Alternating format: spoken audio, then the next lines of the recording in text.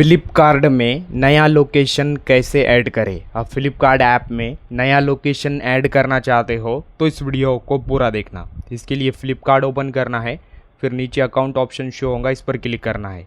फिर कुछ इस तरह का इंटरफेस शो होगा, यहाँ पर स्क्रॉल करके नीचे आना है। फिर नीचे सेव्ड एड्रेसेस ऑप्शन आएगा, इस पर क्लिक करना है। फिर ऊपर ऐड न्यू ऑप्शन आएगा, इस पर क्लिक करना है। फिर अवे फ्रॉम माय लोकेशन इस ऑप्शन पर क्लिक करना है। देन क्लिक करने के बाद कुछ इस तरह का इंटरफेस शो होगा, यहाँ पर ऊपर सर्च ऑप्शन आएगा, सर्च पर क्लिक करना है। देन आप अपने एड्रेस में जो सिटी ऐड करना चाहते हो, यहाँ पर आपको सिटी नेम डालना है। देन सिटी नेम डालने के बाद आप इस सिटी में जो कॉलोनी या एरिया ऐड करना चाहते हैं उस कॉलोनी का यहाँ पर आपको फुल नेम डालना है।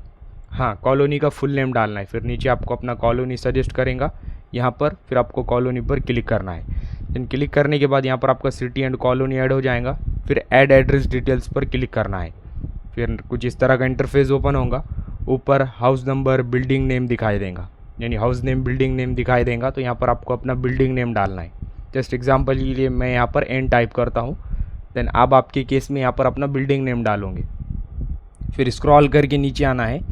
देन आप नीचे देखोगे यहाँ पर तो आपको अपना नेम दिखाई देगा, देन फ़ोन नंबर दिखाई देगा। फिर नीचे लास्ट में अल्टरनेट फ़ोन नंबर शो होगा, देन ये ऑप्शनल है। तो अब यहाँ पर अपना अल्टरनेट फ़ोन नंबर डालना चाहते हो तो डाल सकते हो, या इसे स्किप भी कर सकते हो। देन फिर यहाँ पर सेव एड्रेस पर क्लिक करना है। जैसे आप इसे क्लिक करोगे फिर आपका नया एड्रेस, नया लोकेशन ऐड हो जाएगा। वीडियो इन्फॉर्मेटिव लगा तो लाइक करना।